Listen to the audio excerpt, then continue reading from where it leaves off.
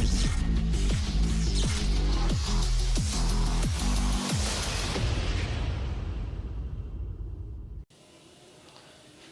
students, now we are going to see our next topic. Next topic is very important and it is based on our previous two topics. One of that topic is mutual inductance and other also self inductance. म्हणजे याआधी आपण जे दोन topics पाहिलेले आहे, self inductance आणि mutual inductance, त्याच्यावर depend असणारा हा टॉपिक म्हणजे ट्रान्सफॉर्मर नावाचा टॉपिक आपल्याला आता पाहायचा आहे. तर या टॉपिकमध्ये आपण म्युच्युअल इंडक्टन्स म्हणजे काय त्याला थोडंसं रिवाईज करू आणि त्याच्यावरच बेस असणारा हा टॉपिक आहे. म्युच्युअल इंडक्टन्स म्हणजे काय आपल्याला माहीत आहे की एखाद्या कॉईलमध्ये जर EMF इंड्यूस झालं किंवा ती जी कॉईल आहे ही आपण चेंजिंग मॅग्नेटिक फ्लक्समध्ये जर ठेवलेली आहे तर त्याच्यामध्ये EMF इंड्यूस होतो आणि EMF जर इंड्यूस झाला तर त्याच्या सोबत असणारी नेबरिंग कॉईल जी आहे म्हणजे मॅग्नेटिक फ्लक्स जो आहे त्याच्यासोबतचा जर चेंज झाला तर त्याच्यामध्ये EMF इंड्यूस होतो आणि त्याच्यासोबत दुसरी नेबरिंग कॉईल जी आहे त्याच्यामध्ये सुद्धा चेंज इन मॅग्नेटिक फ्लक्स होऊन त्याच्यामध्ये सुद्धा EMF इंड्यूस होतो. अशा प्रकारे या कॉईलमुळे कॉईल नंबर 1 मुळे कॉईल नंबर 2 मध्ये जर हा इंड्यूस झाला EMF तर त्याला आपण म्युच्युअल इंडक्टन्स असं म्हणतो. बरोबर आहे की नाही? तर असं म्युच्युअल इंडक्टन्स थोडंसं आपल्याला आठवायचं आहे आणि ते आपल्याला इथे आता वापरायचं आहे. तर आता आपण एक डायग्राम पाहूया. या डायग्राममध्ये आपल्याला ही जी डायग्राम दिसते चौकोन डब्यासारखा काढलेलं तो म्हणजे एक आयर्न कोअर आहे. म्हणजे सॉफ्ट आयर्ननी बनलेला एक असा भरीव अशा प्रकारचा कोअर आपण त्याला म्हणू. अशा प्रकारचा एक चौकोनचा डब्बा असं म्हणू. तो इथे काढलेला आहे मी. तो सॉफ्ट आयर्न कोअर आपण विचारात घेतलेला आहे. त्याच्यावर लेफ्ट साईडला एक वायर गुंडाळलेला आहे, तार गुंडाळलेला आहे. तो कॉपरचा किंवा कशाचाही असू शकतो. त्यानंतर उजव्या बाजूला सुद्धा अशाच प्रकारचा एक तार विदाऊट प्लास्टिक कवर डायरेक्टली असा गुंडाळलेला आपल्याला दिसून येतो. ते एकमेकांना टच केलेले नाही म्हणजे इन्सुलेटेड फ्रॉम ईच अदर आहे, पण ते सॉफ्ट आयर्न कोअरवर गुंडाळलेले असतात ज्याच्या माध्यमातून म्युच्युअल इंडक्टन्स सुद्धा तिथे घडते. ते आपण पुढे पाहणारच आहोत.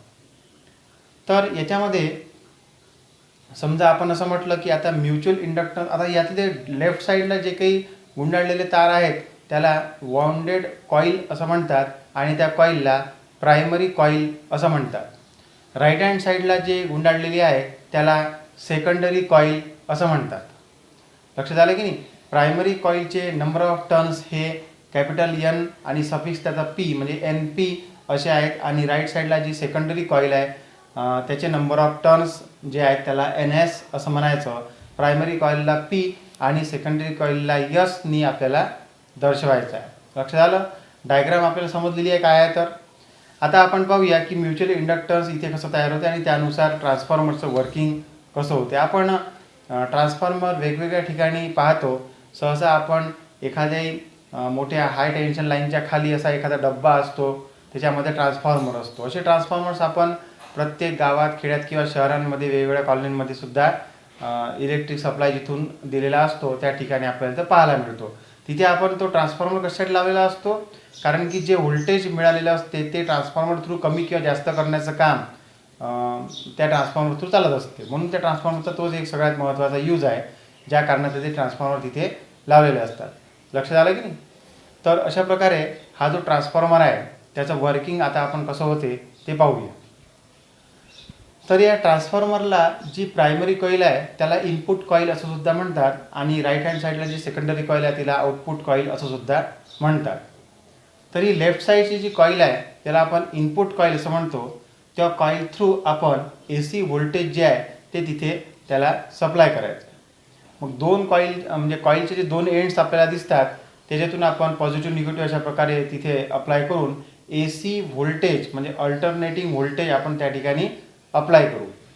ते अल्टरनेटिंग व्होल्टेज जे आहे ते एका सेकंदात 50 वेळा स्वतःची डायरेक्शन बदलते म्हणजे त्याला 50 हर्ट्ज ही फ्रिक्वेन्सी असते. हे आपण AC सर्किट्समध्ये पुढच्या युनिटमध्ये शिकणारच आहोत. सध्या आपल्याला हे लक्षात ठेवायचं आहे की ते चेंजिंग राहते. ते व्होल्टेज कॉन्स्टंट राहत नाही, ते अल्टरनेटिंग राहते. अल्टरनेट होणारं म्हणजे प्लस आणि मायनस होणारं असं सध्याचं लक्षात ठेवायचं आपल्याला. तर असं अल्टरनेटिंग व्होल्टेज आपण प्रायमरी कॉईलला प्रोव्हाइड करू. प्रायमरी कॉईलला अल्टरनेटिंग व्होल्टेज प्रोव्हाइड केल्यानंतर ते चेंजिंग आहे.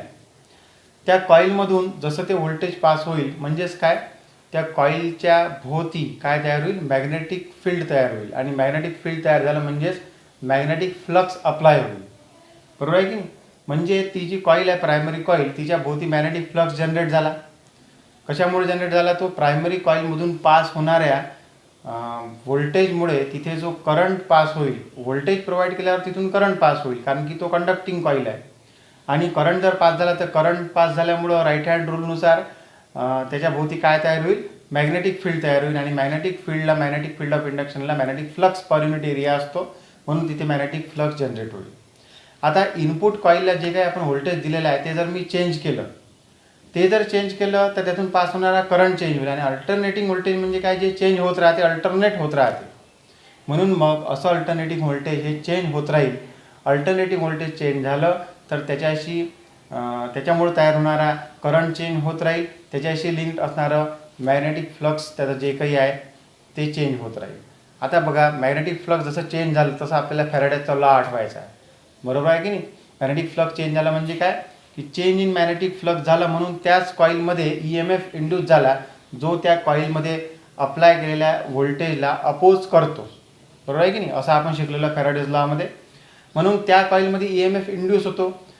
तशाच प्रकारे त्या दुसऱ्या कॉईलमध्ये सुद्धा म्युच्युअल इंडक्टन्सनुसार, जसं आपण आता म्युच्युअल इंडक्टन्स म्हणजे काय शिकलेलो आहे, त्यानुसार त्या कॉईलच्या भोवती जे काही मॅग्नेटिक फ्लक्स तयार होते, त्याच्यामध्ये जर त्याच्या नेबरिंग कॉईल पण तिथे आली तर त्याच्यामध्ये सुद्धा चेंजिंग मॅग्नेटिक फ्लक्समुळे काय तयार होईल, चेंजिंग मॅग्नेटिक फ्लक्समुळे तिथे पण इंड्यूस EMF तयार होईल. बरोबर आहे की नाही. समजा प्रायमरीचा EMF जो काही इंड्यूस झालेला आहे त्याला EP असं म्हणतात, आणि सेकंडरीचा जो आहे त्याला ES असं जर आपण म्हटलं, तर आपण आता इथे जो मॅग्नेटिक फ्लक्स प्रायमरीसाठी चेंज झाला त्याला फाय असं म्हणू, फाय P. सेकंडरीसाठी फाय S असं त्याला नाव देऊ आपण. तर आपल्या असं लक्षात येईल की फाय P म्हणजे आपण काय लिहित असतो, तर नंबर ऑफ टर्न्स. समजा आपण म्हटलं की एका टर्नसाठी जर फाय एवढा मॅग्नेटिक फ्लक्स तिथे तयार होता, एका टर्नमधून पास होणाऱ्या करंटमुळे त्याच्या भोवती जो मॅग्नेटिक फ्लक्स तयार होत आहे तो फाय होत आहे. 2च्या भोवती तयार होईल तर ट्वाईस फाय तयार होईल. 3 जर, जसं आपण प्रायमरी कॉईलला 3 टर्न आपल्याला दिसतात, नंबर ऑफ टर्न्स 3 टर्न जर असतील तर 3 टाइम्स फाय असा तयार होईल.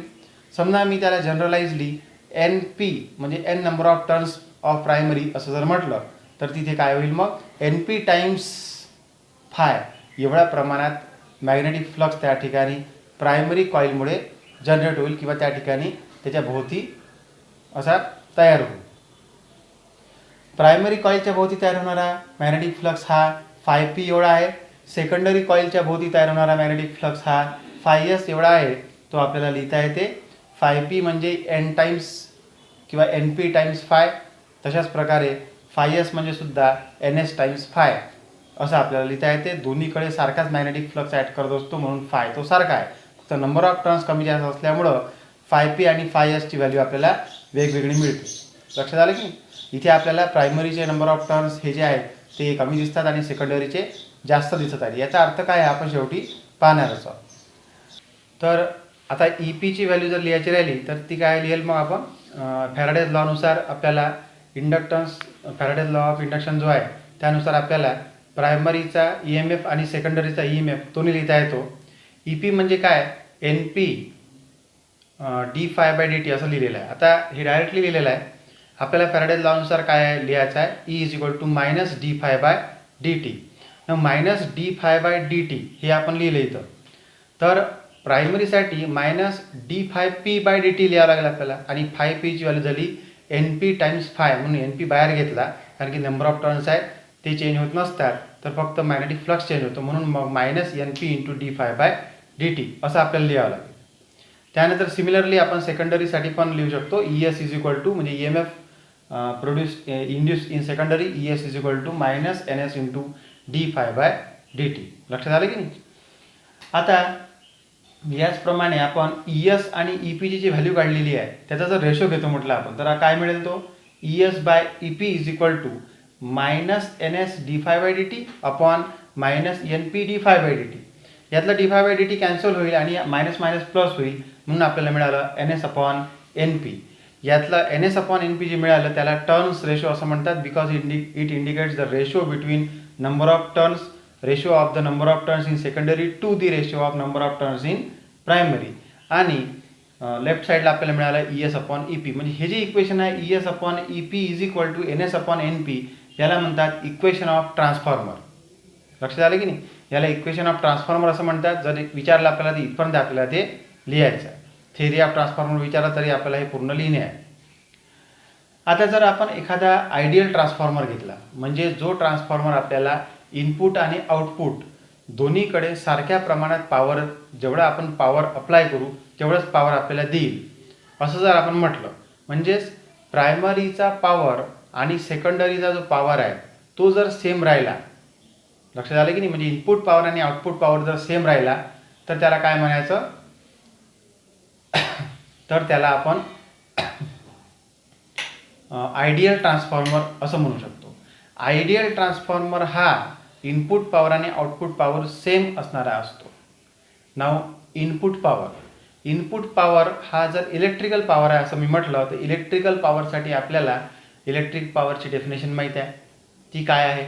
तर electrical power is equal to EMF into current किंवा व्होल्टेज इंटू करंट असं म्हणतो आपण शिकलेलं आहे 11वीमध्ये. म्हणून मग आता इथे आपण इनपुट पॉवरसाठी काय लिहूया? तर EMF of primary into EMF produce झाल्यामुळं त्यातून जो करंट पास होईल तो जर स्मॉल आय असेल, स्मॉल आय पी असेल प्रायमरीमधला, तर IP मल्टिप्लाइड बाय IP असं आपण लिहू. लक्षात आलं की नाही? म्हणजे EP बाय IP काय लिहिलं आहे? व्होल्टेज इंटू करंट, किंवा मग आपण म्हणू power is equal to EMF induced into current produce due to the EMF induce. लक्षात आलं? म्हणून हा झाला प्रायमरीचा power is equal to secondary किंवा मग आउटपुटचा पॉवर. तो म्हणजे काय झाला? सिमिलरली याच्यासारखाच आपण त्याला लिहिलेला आहे ES इंटू IS. आता आपल्याला हा रेशो इथे घ्यायचा आहे परत, जसा वर घेतला त्याप्रमाणे इथे परत व्हॅल्यू काढायची आहे. ES/EP इज इक्वल टू इकडला IS तिकडे गेल्यावर IP/IS असं मिळालं. वर आपल्याला ES/EP म्हणजे NS/NP मिळालेलं होतं आणि आता मिळालं ES/EP is equal to IP/IS. दोन्ही सेम असले पाहिजे, लेफ्ट हँड साईड सेम असल्यामुळं, म्हणून दोन्ही कंबाईन करून मी खाली लिहू शकतो ES/EP is equal to IP/IS is equal to NS/NP. लक्षात आलं की नाही? तर याच्यामध्ये हे जे इक्वेशन आहे इथपर्यंत पण आपण इक्वेशन ऑफ ट्रान्सफॉर्मर म्हणून लिहू शकतो. आता जे ट्रान्सफॉर्मर असतं ते ट्रान्सफॉर्मर दोन प्रकारचे असू शकतात, स्टेप अप ट्रान्सफॉर्मर आणि स्टेप डाऊन ट्रान्सफॉर्मर. तर स्टेप अप आणि स्टेप डाऊन ट्रान्सफॉर्मरचे प्रकार का पडलेले आहे हे आपल्याला दोन केसेस विचारात घेऊन माहीत पडते. जसं आपण केस नंबर 1 मध्ये पाहूया की when NS is greater than NP. जर मी NS हा NP पेक्षा जास्त घेतला, म्हणजे काय केलं आपण? म्हणजे डायग्राममध्ये जर आपण पाहिलं तर सध्याची जी डायग्राम आहे तशी डायग्राम आपण विचारात घेतलेली आहे केस नंबर 1 मध्ये. म्हणजेच काय, सेकंडरीचे जे काही टर्न्स आहेत ते जास्त आहे आणि प्रायमरीचे कमी आहेत. असं जर झालं तर वरच्या इक्वेशनमध्ये आपल्याला काय मिळेल? तर आपल्याला इक्वल टू ES/EP असल्यामुळं ES जास्त आणि EP कमी मिळेल. बरोबर आहे की नाही? म्हणजे ES ग्रेटर दॅन EP झालं, त्याच्यामुळं NS मोठा आहे म्हणून ES मोठा आहे. आता ES ग्रेटर दॅन EP म्हणजे काय झालं? सेम डायग्राममध्येच पाहता, हेच डायग्राम आहे केस नंबर 1 ची. ES जास्त आहे EP कमी, याचा अर्थ काय झाला? याचा अर्थ हा झाला की सेकंडरी कॉइलमध्ये इंड्यूस होणाऱ्या EMFची व्हॅल्यू जास्त आहे प्रायमरी कॉइलमध्ये इंड्यूस होणाऱ्या EMF पेक्षा. म्हणजेच ES is greater than EP आहे. म्हणजे याचा अर्थ हा झाला की आपण जे काही अल्टरनेटिव्ह व्होल्टेज सुरुवातीला प्रोव्हाइड करत आहोत त्यामुळं तिथं जे काही इंड्यूस होणारा EMF आहे ते EP असेल. ते EMF जेवढं आहे त्यापेक्षा सेकंडरीमध्ये इंड्यूस होणारे EMF जास्त आहे. म्हणजे आपल्याला आउटपुटला जास्त EMF मिळालं, म्हणजे व्होल्टेज जास्त मिळालं. म्हणजेच आपल्याला प्रायमरीपेक्षा सेकंडरीला व्होल्टेज जास्त मिळालेलं असल्यामुळे ते वाढून मिळालेलं आहे असं आपण म्हणू. वाढून म्हणून आपण अप असं त्याला नाव देऊ. म्हणून या अशा प्रकारच्या ट्रान्सफॉर्मरला जिथे जी आपण सध्या डायग्राम पाहत आहोत जिथे सेकंडरी कॉइलचे नंबर ऑफ टर्न जास्त असतात त्याला स्टेप अप ट्रान्सफॉर्मर असं म्हणतात. लक्षात आलं की नाही? कारण की इथे आपल्याला व्होल्टेज वाढवून मिळते, वाढवून म्हणजे अप मिळते, अप म्हणजे जास्त मिळते असं म्हणू आपण. म्हणून याला स्टेप अप ट्रान्सफॉर्मर असं म्हणतात. पुन्हा वरच्या इक्वेशनमध्ये मला करंटसाठी पण सांगता येते, तर तिथे IP वर असल्यामुळं तो ग्रेटर राहील, कारण इथे ई एस ग्रेटर आहे आणि एन एस ग्रेटर आहे म्हणून आय पी पण ग्रेटर राहील आणि आय एस कमी राहील. म्हणजेच इथे फक्त थोडीशी वेगळी गोष्ट घडत आहे. प्रायमरीचा करंट जास्त राहील आणि सेकंडरीचा करंट कमी राहील, कारण सेकंडरीचं व्होल्टेज जास्त आहे. लक्षात आलं की सेकंडरीचं व्होल्टेज जास्त आहे म्हणून करंट कमी राहील. निश्चितच आपल्याला ओम्स लॉनुसार ते मिळतेच. आणि प्रायमरीचं व्होल्टेज जे आहे ते कमी आहे म्हणून मग किंवा ई एम एफ कमी आहे म्हणून मग तिथे करंट जास्त राहील. हे आपल्याला ओम्स लॉनुसार इथे सांगता येते. सिमिलरली आपण केस नंबर 2 जर पाहिली, त्या ठिकाणी आता मी जसं सध्याची जी डायग्राम आहे त्याच्यामध्ये सेकंडरी कॉईलचे जास्त होते आणि प्रायमरी कॉईलचे कमी होते. आता मी प्रायमरीचे नंबर ऑफ टर्न्स वाढवतो आणि सेकंडरीचे जर कमी करतो तर आपल्याला काय दिसेल? प्रायमरीचे नंबर ऑफ टर्न्स वाढलेले आहे, एन एस हे कमी आहे, एन पी जास्त आहे. एन एस कमी आहे त्यामुळं आता वरच्या इक्वेशननुसार ई एस पण कमी राहील आणि आय एस जास्त राहील असं म्हणू आपण, किंवा आय पी कमी राहील. आता ई एस जर कमी राहिलं, ई पी जर जास्त राहिलं तर आपल्याला काय मिळालं? E S is greater than E P. E S म्हणजे सेकंडरीचं व्होल्टेज हे कमी आणि ई एम एफ हे कमी इंड्यूस होणारं आणि प्रायमरीचं ई एम एफ इंड्यूस होणारं जास्त. प्रायमरीमध्ये याचा अर्थ व्होल्टेज जे प्रोव्हाइड करतो त्यामुळे जे काही जास्त ई एम एफ इंड्यूस होते ते सेकंडरीमध्ये त्याच्यासोबतच असणारे नेबरिंग कॉईलमध्ये जे काही ई एम एफ इंड्यूस होते ते कमी होते. म्हणून आपण असं म्हणू शकतो की सुरुवातीला आपण जे काही प्रोव्हाइड केलेलं आहे त्यानुसार सेकंडरीला आपल्याला कमी ई एम एफ म्हणजे कमी व्होल्टेज मिळालं. म्हणजे एखाद्या सर्किटमध्ये आपल्याला कमी व्होल्टेजची गरज असेल तरीसुद्धा आपण हा ट्रान्सफॉर्मर वापरू शकतो. जास्त व्होल्टेज प्रोव्हाइड करून कमी आपल्याला मिळू शकते, म्हणजे डाऊन झालेलं व्होल्टेज आपल्याला मिळू शकते. म्हणून याला म्हणतात स्टेप डाऊन ट्रान्सफॉर्मर. लक्षात आलं की नाही? म्हणून मग इथे पण आपल्याला करंट जो आहे तो सेकंडरीचा जास्त आणि प्रायमरीचा कमी मिळेल. निश्चितच ओम्स लॉनुसार आपल्याला तसं सांगता येते. बरोबर आहे की नाही? म्हणजेच आपण इथे 2 प्रकार पाहिले, स्टेप अप ट्रान्सफॉर्मर आणि स्टेप डाऊन ट्रान्सफॉर्मर. म्हणजे आपण ज्या प्रमाणात आपल्याला व्होल्टेजची रिक्वायरमेंट आहे त्यानुसार स्टेप अप किंवा स्टेप डाऊन ट्रान्सफॉर्मर आपण एखाद्या सर्किटला इनपुट म्हणून प्रोव्हाइड करू शकतो, ज्या थ्रू आपण कमी किंवा जास्त व्होल्टेज वाढवून किंवा कमी करून व्होल्टेज त्या ठिकाणी त्या सर्किटमध्ये प्रोव्हाइड करू शकतो. लक्षात आलं? तर आता प्रश्न कोणत्या प्रकारचे विचारला जाऊ शकतात तिकडे लक्ष द्या. आपल्याला टर्न्स रेशो म्हणजे काय विचारला जाऊ शकते तिथपर्यंत लिहायचं, टर्न्स रेशोपर्यंत. इक्वेशन ऑफ ट्रान्सफॉर्मर म्हणजे काय विचारला जाऊ शकते तिथपर्यंत लिहायचं. करंटचा रेशो विचारला जाऊ शकतो इंड्यूस करंटचा, तर आपल्याला केस 1च्या वरपर्यंतची स्टेप आहे तिथपर्यंत लिहायचं आहे. किंवा what is mean by step up किंवा स्टेप डाऊन ट्रान्सफॉर्मर असं विचारलं तर बरोबर शेवटपर्यंत आपल्याला ते लिहिणं आहे. लक्षात आलं की नाही?